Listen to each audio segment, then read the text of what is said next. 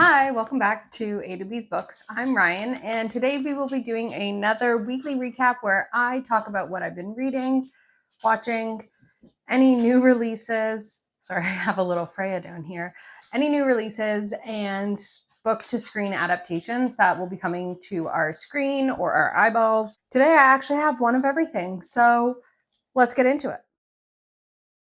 So, first, we're going to be talking about what I've been reading this week. And I finished Regretting You, and I ended up rating it 4 stars. I really enjoyed it. I'm looking forward to very much seeing the movie, which I am doing tomorrow.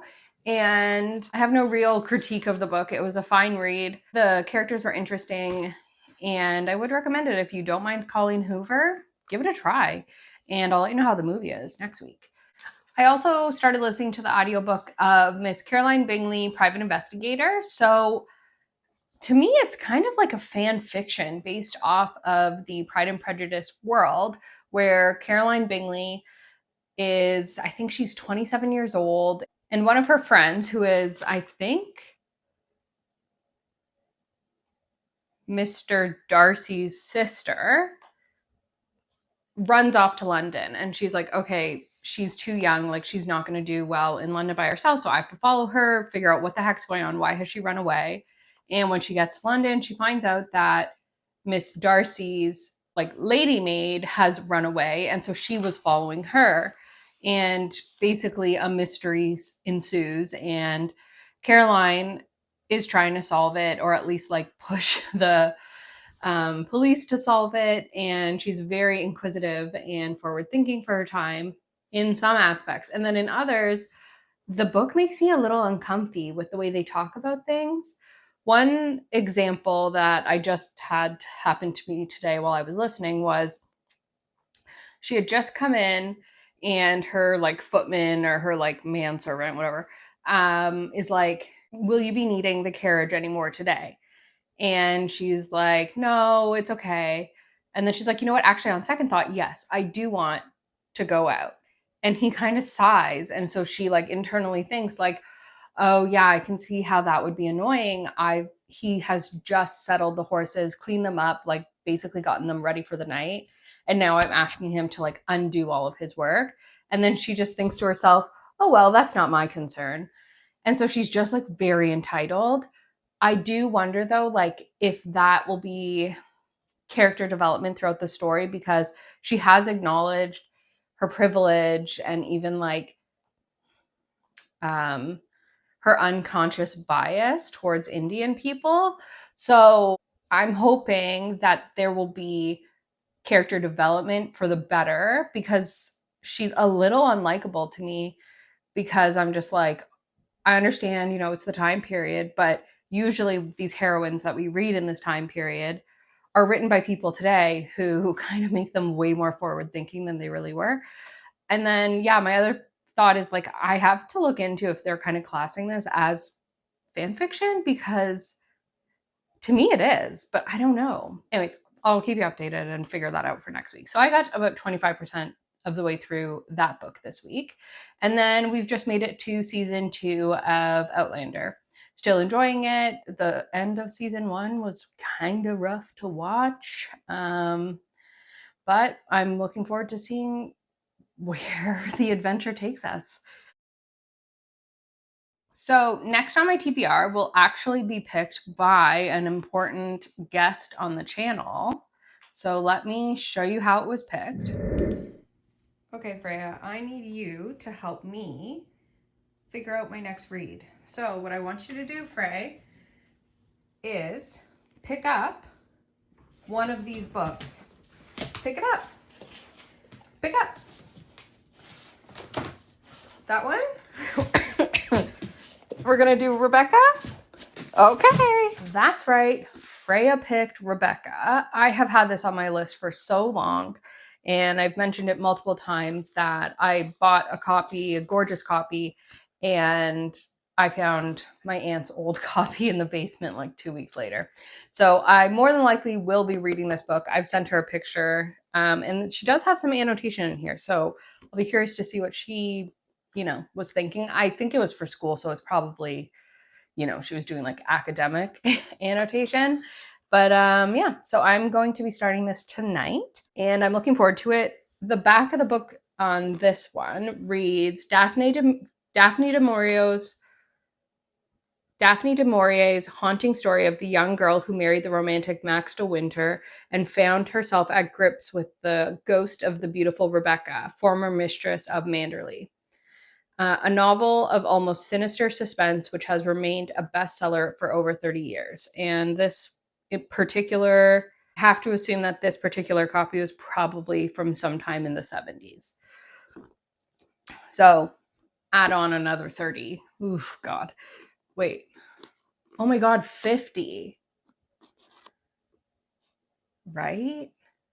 So 80 years. Okay, so new to shelves, we have 3 books that I want to talk about. 2 came out yesterday.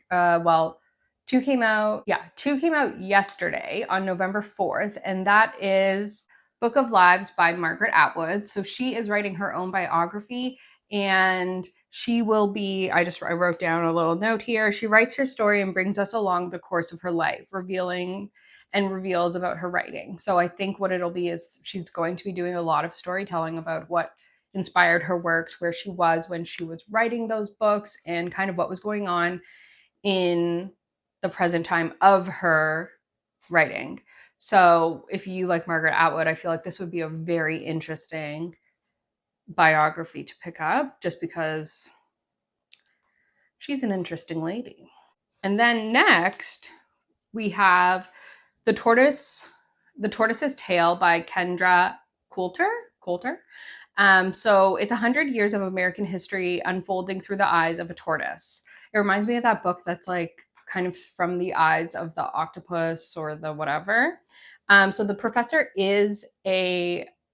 author is a professor, and she leads the world first major in animal ethics and sustainable leadership. Don't really know what that means because I'm not in the world of academia, but I do suspect she knows what the heck she's talking about.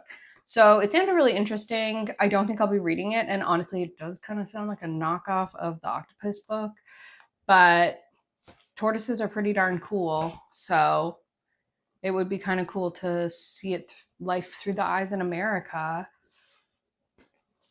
through an animal. The third book will be coming out November 11th, and it's called Next Time Will Be Our Time by Jessie Q. Satano. And it's about a grandmother telling her granddaughter her twisty journey. And it is LGBTQIA. And on the little blurb that I read, basically this young woman sees her grandmother walk into a restaurant holding the hand of a woman and kisses a woman. And the granddaughter is like jaw on the floor and kind of like, I have feelings about kissing girls. And I didn't know my grandma, who is like buttoned up, prim proper, also liked girls. So I think it's going to be like a really heartwarming story, coming of age, and I suspect multi POV, at least dual timelines, and it sounded really cute. So I am going to keep that one in mind for future reads. So there is going to be a new TV show coming out this week from the book called All Her Fault by Andrea Mara. And the TV show will be airing on Peacock, which I guess is like NBC, but I don't know if it airs on NBC as well as Peacock or if it's just streaming services. 2 people that it's starring that I really like is Dakota Fanning and no. Oh yeah, okay. Oh my God, I thought I said Dakota Johnson and I was like, no. Dakota Fanning and Michael Pena. So I really like both of those actors. And the synopsis of the book/show is that a mom goes to pick up her son after his first play date. And then when the woman opens the door, she has zero clue who this mom is and who the son is. So the son has like gone missing and she has no idea where her son is. And so obviously it's a thriller. I think it will be very interesting and I look forward to checking that out. And it comes out November 6th, so on Friday. Now, just to keep you apprised of my 75 days booked progress, I've been doing pretty good. I have been writing down all my thoughts and feelings, or well, I guess tracking my reading, but then I also write little thoughts so that like I can think about stuff. But I also write down my thoughts so that I can, if I'm talking about the book, I kind of have memories about what I was thinking at the time. And I for sure have obviously increased the amount of books that I've read in the past 14 days. Now on October 30th, I didn't actually end up reading. So what I did is that was technically my day 11. So I just redid day 11 on October 31st. You know, at the end of the day, this is just a challenge. I'm not going to force myself into anything that doesn't feel right for the day. It hasn't been a challenge or anything. It was just that day I really wasn't feeling it. And I do think now that baseball is done for the season, I need to figure out kind of like what my habit will be in terms of my reading, because I 100% on baseball game days would just leave my hour and a half to the game, because a game is typically 3 hours. So I'd just do it in two little chunks throughout the game. So I need to figure that out this week and see how I will be accomplishing my time. But I did look into it, and I have had my phone time decrease, which is great, obviously, because I'm spending an hour and a half more in books than I am on my phone. That's all I've got for you this week. Thank you so much for making it to the end, and I hope to see you next week. I will not be sprinting this Sunday, but I will have a video up about my 2025 book club bingo. So look out for that on Sunday. Thanks so much. Goodbye.